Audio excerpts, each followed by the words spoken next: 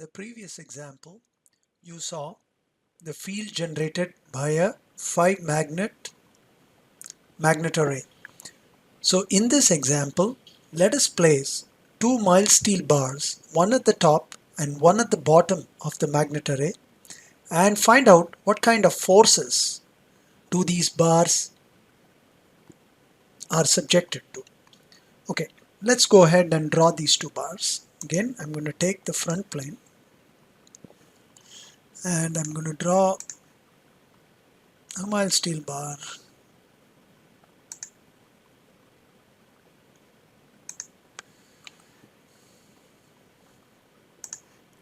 Let me dimension it.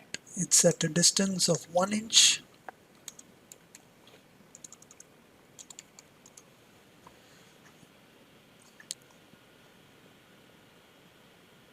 And let me now organize these things so that they are collinear, and also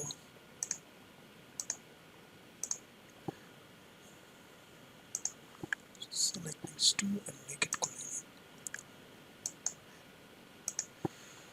Okay, now let's just dimension the steel bar to be 1/4 inch thick.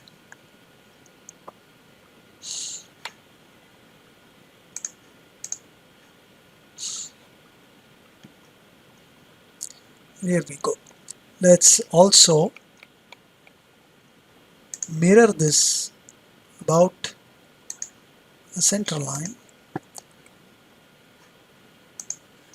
So we have mirror entities. We want to mirror these four about this center line. Finally, we create the surface. So here I have two mild steel bars, same length as the magnet array, but it is situated 1 inch from the top and 1 inch from the bottom. We have to understand the forces that act on these bars. Now let us draw the air geometry. We just create a nice center point.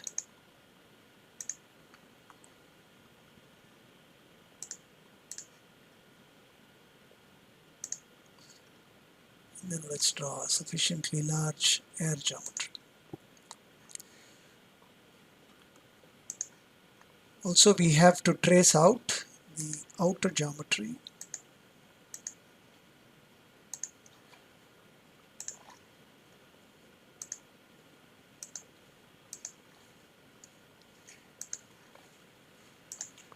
Of these bars and also the magnet.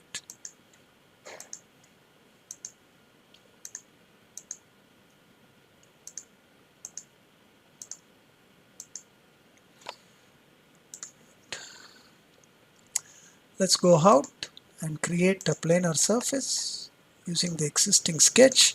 And now we have the air geometry, we have the 5 magnets, and also we have the 2 mild steel bars, all created as surfaces in SolidWorks. Let's save them and let us go and do the simulation in EMWorks 2D. First, before we start, as always, we need to insert a coordinate system where we can work with. Create a study, magnetostatic, 2D geometry, the coordinate system, and yes.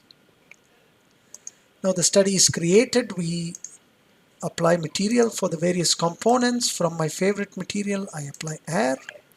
Also, it's interesting because we're going to use a lot of magnets in this lesson and also in the subsequent lessons. Let's go ahead and add one of my neodymium magnets to my favorite. So once I do that, I can access these from my favorite material. So I'm going to select the 5 magnets, and then from my favorite material I apply N4212. to these magnets.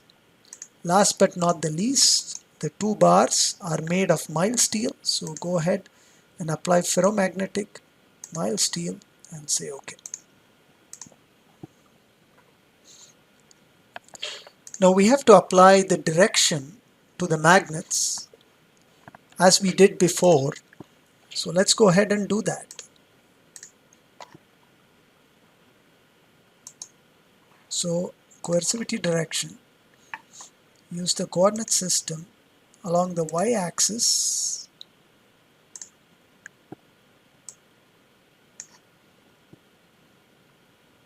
say OK. So actually applied to this magnet, so we're going to reverse that. So I click outside, I select this particular magnet, and again coercivity direction, coordinate system, y-axis, show preview, make it bigger, voila.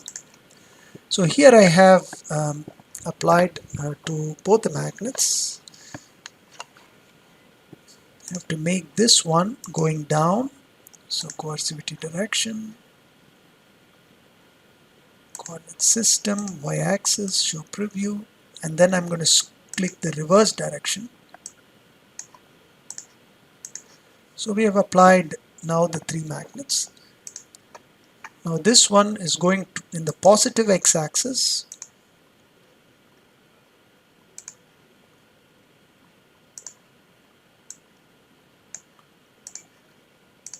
and this one in the negative x-axis.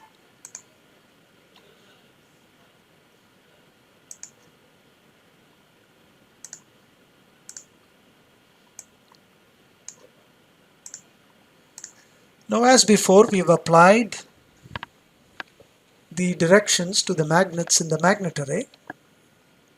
Let me zoom in so that you're clear with the directions. And for the first time, we are going to see forces acting on ferromagnetic substances. So let us go ahead, open the force and the torque folder and apply what is called as the virtual work. Virtual work is a method that is used by EMWorks 2D to compute the force on ferromagnetic substances. So let me select the force acting on the top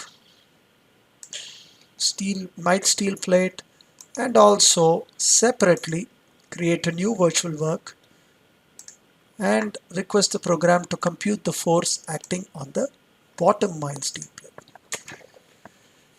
Now before we run the simulation, we have to understand some predictions about this particular force that we are talking about. Based on the previous example, example 3, we found out that the flux in the bottom of this magnet array is much stronger than the flux in the top. So one would just have to agree that the force acting on the bottom mild steel plate should be much stronger than the force acting on the top mild steel plate. Let us understand and verify if the program is able to give us the same kind of conclusion. As before, I'm going to right click, create a mesh. I can now vary the mesh, and also I like to make a finer growth rate and say OK. Once the meshing is completed, you will see the finite element mesh on the screen. So you can see a very fine mesh being applied in and around the magnet and also in and around the steel plate. So we can go ahead and run the simulation. Right click on study 1 and select run.